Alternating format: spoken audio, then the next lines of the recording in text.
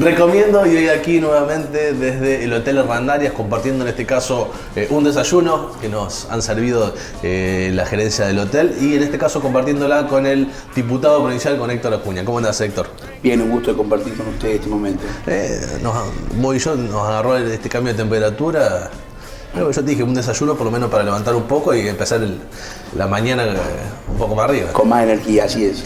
Héctor, hablaba con algunos funcionarios y empleados del ENRES que en base a lo que fue en la conferencia de prensa que realizaron hace algunos días atrás para modificar lo que son las audiencias públicas y me decían, decir al legislador, ¿por qué no se modifica lo que es el marco regulatorio? Que es algo, a ver, el marco regulatorio es lo que es la estructura vertebral que tiene el ente regulador, el ENRES. ¿Se puede modificar hoy lo que es el marco regulatorio del ENRES? Se debe modificar lo que es el marco regulatorio. Hay que recordar a la gente que hoy hay un contrato precario que une a la empresa con el Estado y que ese contrato precario, cuando se volvió a estatizar la empresa, dejó la potestad en manos del ministro de aumentar o no aumentar las tarifas y efectivamente se perdió esa relación normativa que hacía que las resoluciones del ente antes fueran obligatorias. En el año 91-92 fue la última resolución del ente que le negó en aquel entonces a Aguas Santafesinas, que era la leonesa francesa, el aumento de agua, pero la resolución del ente tenía valor. Hoy ni las audiencias públicas ni la resolución del propio ente son vinculantes, razón por la cual uno va a la audiencia pública, se manifiesta, el ente de hecho hay que reconocerlo públicamente porque yo he sido crítico de muchas resoluciones del ente, pero en esta oportunidad vuelve a marcar una diferencia de aumento con el aumento que plantea el gobierno. Dice con un criterio muy saludable el ente, no se le puede cargar al usuario las pérdidas que tiene la deficiencia de la prestación del sistema. Yo creo que alguna vez lo hablé con vos, pedimos un cortado mediano y nos dan un cortado chico y nos cobran por el cortado mediano porque el sistema pierde agua. Sí. Y la verdad que sorprendieron las declaraciones del ministro y la actitud del ministro. Porque si vos te pones a pensar, el ministro aumenta al 41%, el aumento era del 42%, en realidad llega al 41%, son 5 puntos más que lo que dio el ENRES en un caso y 6 en otros, pero la forma en que lo manifiesta, inclusive el enojo del ministro con el ente, ¿qué pretende que haga el ente? Que sea un ente consecuente del gobierno. El ente está para defender al usuario. El ente es el mecanismo de control, es la última barrera que tiene el usuario entre la prestación del servicio y el Estado, que presta el servicio en forma monopólica, para defender sus derechos. Así que, volviendo a la pregunta inicial, es necesario establecer un nuevo marco regulatorio en donde la resolución del ente sea vinculante y en donde las audiencias públicas, cuanto menos, aunque no sean vinculantes, sí obliguen a quien no las sigue a tener que fundar por qué no la sigue. Hoy no hay ningún fundamento para no seguirla, la gente va, se expresa y el gobierno le pasa lo que quiere. A mí la verdad es que me chocó mucho y me daba vergüenza ajena. Digo, vos no podés sostener que te interesa el diálogo, la apertura, el escuchar. No hay que escuchar solamente a los que te adulan y te dicen que vos sos el mejor. El funcionario público debe aprender a nutrirse de las críticas y de las quejas. Y la verdad que lo que hubo en audiencias públicas fueron críticas y quejas y el gobierno debería haberla asimilado y debería haber devuelto una tarifa acorde al planteo que ha hecho la sociedad, que efectivamente no existió. Por ese sentido nosotros hemos presentado en la Cámara de Diputados un proyecto de resolución para que la Cámara convoque audiencias públicas para discutir un nuevo marco regulatorio. Los legisladores no somos enciclopedistas, no manejamos todos los temas. Entonces, en algunos casos no está mal, sin hacer una parafernalia, que convoquemos pequeñas charlas de discusión con asociaciones de usuarios, con profesionales. Sí, especialistas. Exactamente, que vengan a brindar cuál es su opinión de cómo debería ser el marco regulatorio. Y con esa herramienta, más una presentación que ha hecho hace mucho tiempo el ente regulador, bueno, nos demos un nuevo marco regulatorio en donde, insisto, la resolución del ente debe ser obligatoria para evitar que haya un ministro que haga lo que quiera. Esta es la síntesis que me parece que la sociedad reclama, que me parece lo más razonable y lo más justo. Es una vergüenza que, repito, vayamos a la audiencia pública, el ente haga una resolución y el gobierno haga lo que quiera. Sí, yo lo he dicho acá, hemos hablado con varios legisladores, me tocó participar en dos de las autoridades de audiencias públicas. Participar como oyente, fui a escuchar lo que decían tanto en la de Santa Fe como en la de Rosario, y uno veía que eran de las casi 50 expositores en Rosario, los casi más de 30 en Santa Fe, 5 o 6 eran apoyando la gestión del gobierno o apoyando lo que es el sistema, lo que es la estructura hoy de ASA y del gobierno. Y después todo lo demás eran todos quejas, rechazos de organizaciones intermedias, asociaciones de consumidor, vecinos particulares y mostraban lo que pagan de cada uno en sus departamentos, por ejemplo, ¿no? Que terminan pagando más por la factura de agua que de luz, por ejemplo. Entonces, como que en eso no termina de cerrar y por eso que uno dice, a ver, se tiene que empezar de nuevo esto, porque si no se terminan poniendo parche sobre parche. Exactamente, pero además yo quiero plantearlo en este contexto. Cuando yo fui, no dije la tarifa no debe actualizarse. Plantear que no haya aumento de tarifa me parece una actitud demagoga o facilista. Lo que yo digo es, la tarifa tiene que ir acorde también con la inversión que hace el Estado. Porque vos podés tener un servicio más caro, pero tener un buen servicio. Y tiene que haber inversión. Y habrá un proceso en donde nos toque a nosotros tener que hacer un gran esfuerzo para que las generaciones que vengan tengan el servicio. Lo que hoy se denota es una contradicción entre un Estado que le exige cada vez más al usuario, pero que cada vez aporta menos recursos. Miren, 2 números. Año 2011, el Estado invertía en agua el 1.22% del presupuesto de la provincia. Año 2014, el Estado invierte el 0.47% del presupuesto de la provincia. Entonces lo que le estamos pidiendo al gobierno es que vuelva al 1.22%, que vuelva a poner plata para que las obras se hagan. Sí, sí. Yo lo dije en algún momento con vos. En el 2012 el gobierno aumentó la tarifa de forma elevadísima e irracional, y ese año le quitó plata a la empresa. Si no le hubiese quitado esa plata, se hubiesen hecho el total de las obras críticas, el 100% de las obras críticas. Esto es lo que yo le quiero comunicar a la gente, no era un capricho, esto sucedió, esto pasó, esto está registrado, el decreto es el 3048 de octubre del 2012. ¿Sí? Estas cosas suceden en la provincia y lamentablemente nos llevan después a tener una mala prestación de servicio y a tener tarifas altas. Por eso yo le pido a la gente que a veces es tedioso escuchar a un legislador que le da datos y cifras, pero tomen conciencia de lo que nos pasa, porque después nos quejamos cuando recibimos la boleta. Ahora, recibir la boleta tiene todo un proceso que uno advierte, un proceso que uno discute y un proceso en el que uno vota, fundamentalmente vota. Entonces, ¿cómo se cambian estas cosas? Bueno, se cambian con otros representantes.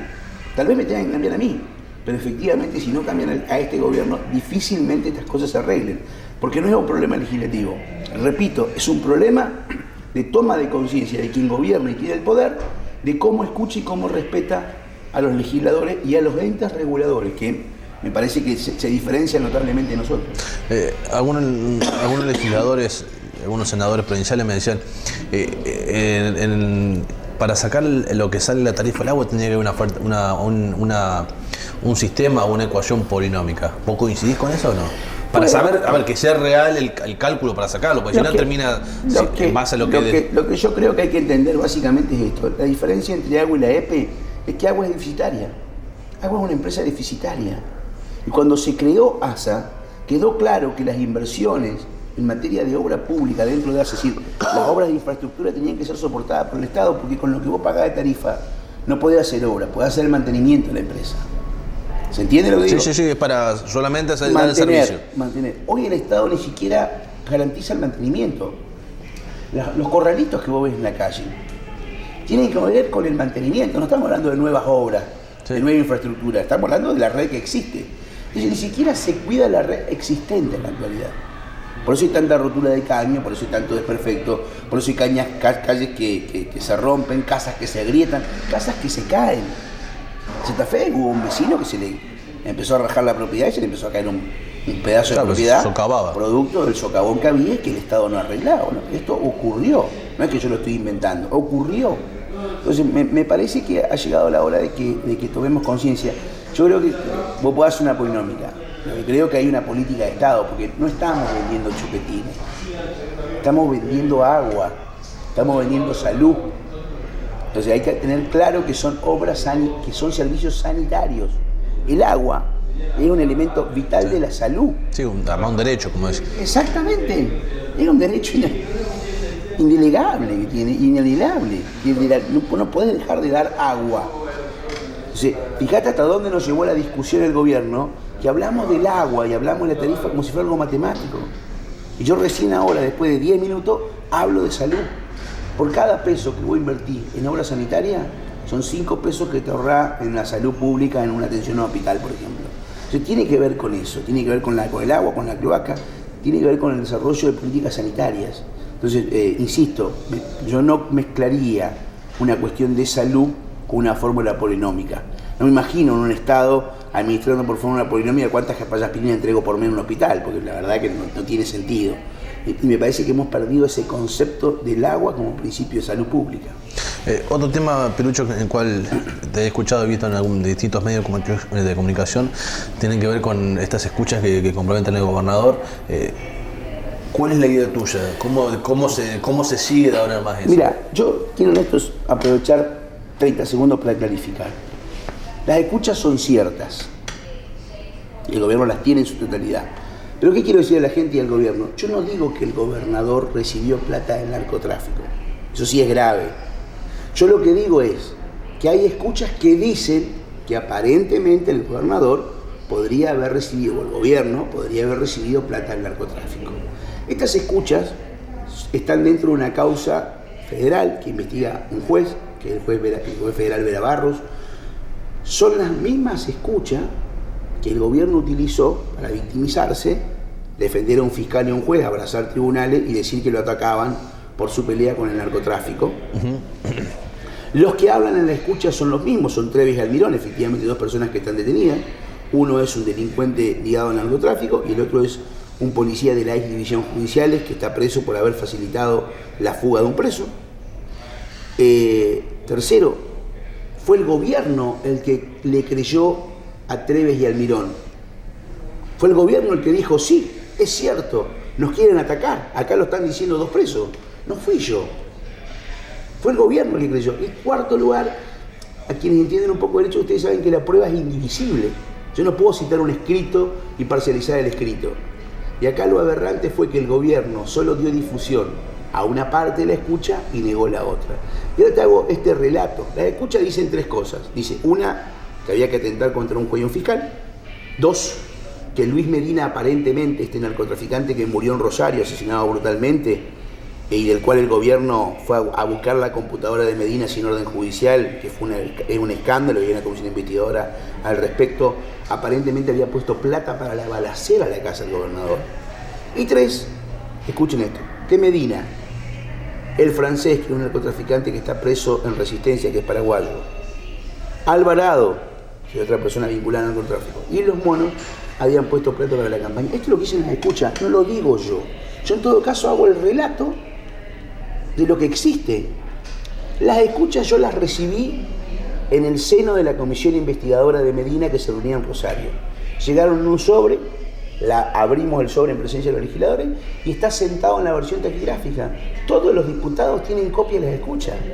¿Yo qué hice? Hablé para el Ministerio Público Fiscal y me confirmaron que son las mismas escuchas y que copia de esas escuchas tiene el gobierno. La tenía el doctor de la Saba, la tenía el doctor Lamberto y obviamente la tenía el gobierno. O sea que lo único que quiero decir con esto es, el gobierno me dice que es un atentado lo que yo hago. Yo no estoy diciendo que el gobernador fue. Yo digo, señores, si ustedes con la misma escucha, a la cual la dieron por válida, ni siquiera investigaron si era cierto, ¿no? Agarraron la escucha y se victimizaron. Yo lo que hice con la escucha es presentarme a la justicia y decir que investiguen. No estoy aseverando. Lo único que yo estoy aseverando es que existen. No se puede negar la realidad. Es como que el camarógrafo esté tomando la imagen y diga, no, acá hay una lámpara. Y la gente dice, no, che, la lámpara está ahí. Existen las escuchas, el gobierno las tiene, y vuelvo a recalcar esto. Son 2 presos, sí, son 2 presos. Los mismos presos que ellos tomaron. La escucha es una sola cosa. Sí, una sola. A ver, este diálogo tiene 10, 15 minutos. Mañana alguien toma el video y pone los primeros 5. Y no pone los últimos 10. El diálogo es el mismo. Es el mismo día, la misma hora, el mismo modo operandi, los mismos actores, la misma transcripción, el mismo oficial el que transcribe. Y es producto de una investigación federal, está dentro de un expediente judicial. No es que a mí me la mandaron sacada, no. Es parte de un expediente. Entonces, acá está la gravedad del hecho. Y quiero hacerte esta hilación de hechos para que la gente entienda. En octubre del año pasado, balean la casa del gobernador. El gobierno sale y dice que Medina era un posible instigador de la balacera. ¿Está? atentado, le dicen que Medina es instigador, Medina. lo matan a Medina en diciembre. ¿Qué hace el gobierno con la computadora de Medina? Va y copia el disco rígido de la computadora, saca información de la computadora de Medina sin orden judicial. El gobierno lo hizo mentir al propio gobernador. Nota del diario Litoral de Ivana Fuchs. Lean la nota del diario La Capital de la jueza Cosgaya. Yo nunca habilité esto, no di orden, no autoricé, dice la jueza. Nota en otros medios de comunicación, La Capital y Página 12, los legisladores se reunieron con los dos jueces, Pérez Durrecho, que cita el ministro en la versión taquigráfica, y Cosgaya. No dieron la orden. Entonces, hay toda una comisión investigadora que yo la presido, aparte. Febrero, marzo, escuchas, abrazan al fiscal y al juez Camporini y al juez Viena, cosa que corresponde hacer. Y en la misma escucha aparecen tres elementos. Uno dos, que Medina había puesto plata para la balacera, es decir, que el gobierno, la sospecha era cierta. Y tercero, que Medina había puesto plata para la campaña. ¿Cuál es la razón por la que el gobierno fue a buscar la computadora de Medina sin orden judicial? ¿Qué miedo tenía el gobierno? ¿Que hubiera una relación política de Medina con el gobierno? ¿Se entiende el análisis lógico? Sí. Entonces, tiene valor y tiene sentido el proyecto de ley que presenté yo con otros legisladores para establecer un mecanismo de recompensa por ley para esclarecer la balacera a la casa del gobernador, la muerte de Medina, la muerte de Morgan y la aparición del Monchi Cantero, un narcotraficante que lo encuentra un productor de un canal de televisión y no lo encuentra el Estado, o el Estado no lo quiere encontrar, o tiene miedo que los narcotraficantes hablen y cuenten determinado tipo de informaciones que deben tener. ¿Se entiende la gravedad del hecho? Insisto en esto porque he sido atacado muy fuertemente por el gobierno y por los senadores. Lo que los senadores tienen que hacer es primero decir si existen o no existen. ¿Son ciertas o no son ciertas las escuchas? Obviamente que son ciertas y las tienen. Dos, dice, le hacen caso a dos presos. ¿Quiénes le hacen a dos presos? Yo le hago menos caso, porque en todo caso yo estoy planteando que se investigue. El gobierno dio por sentado que era cierto lo que dicen los presos, porque no pidió ninguna investigación, y fue y dijo, nos atacan. O sea que en realidad los que les creyeron más fueron ellos, no yo. Y tercero, no se puede negar el gobierno a que se investigue esta situación si es cierto que no tiene nada que esconder. Y cuarto, bueno, esta ilación de hecho efectivamente compromete mucho más la situación de un gobierno que mandó a peritar la máquina de quienes ellos decían que era instigador de la casa del gobernador sin orden judicial a dos funcionarios públicos. Esto es vergonzoso, no existe en los anales de la investigación judicial argentina un caso como este. Razón por la cual me parece que la cosa está clara. Yo soy diputado, soy un diputado opositor, presido la Comisión de Seguridad, presido la comisión investigadora de este caso de Luis Medina, recibo un sobre con todas las escuchas completas. ¿Qué debo hacer? ¿Mirar para el costado? ¿Hacerme el sonso? ¿Hacerme el distraído? Yo no sé nada. ¿O presentarme ante la fiscalía y decirle, señor fiscal, investigue? Seguro. Esto fue lo que hice. Me parece que es cumplir con mi deber. Yo no dramatizo, no me enojo, no acuso, y creo que hay que tener altura para decir las cosas. A mí me sorprende, a veces los ministros pierdan el eje y que la crítica denigre la política. Porque cuando vos me atacás a mí con cosas tan denigrantes y tan bajas, no me denigrás a mí, denigrás la política. Me parece que eso es una cosa que nosotros tenemos que cuidar sobremanera, porque a eso a la sociedad de verdad que no le gusta. Pirucho, gracias por venir al programa. No, gracias a ustedes por la invitación y gracias a los Hernandaria por este desayuno que siempre nos atienden bien acá en el hotel. Permite arrancar la mañana de otra manera. Muchas gracias. Con el diputado provincial Héctor Acuña aquí en el Hotel Hernandaria, como recién lo decía el legislador, combatiendo un desayuno aquí en el Hotel Hernandaria de la ciudad de Santa Fe. Lo recomiendo.